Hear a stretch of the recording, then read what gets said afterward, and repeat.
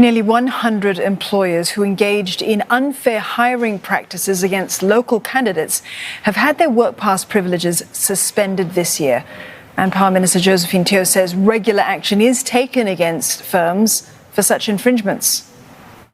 This year alone, 90 employers have had their work pass privileges suspended because of infringements under the Fair Consideration Framework, or FCF, including for age and gender discrimination.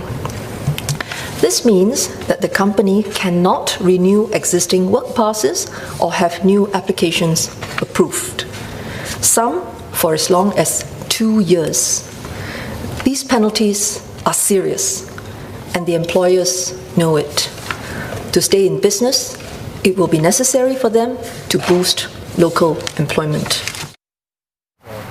In a Q&A session that lasted over an hour, Mrs Teo fielded supplementary questions on employment in Singapore from 11 MPs who focused on the Fair Consideration Framework watchlist.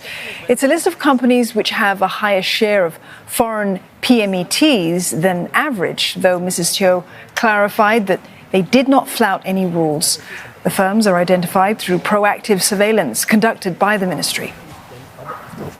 There are currently about 400 firms placed on the FCF watch list for having a higher share of foreign PMETs compared to their industry peers, or high concentrations of a single foreign nationality source. Employment pass applications from these firms are held back, while TAFEP engages these firms to help them improve their human resource practices.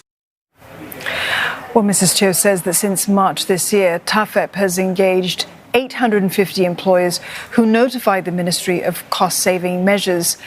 Close to 40% reviewed their cost-saving measures to give more wage support to employees.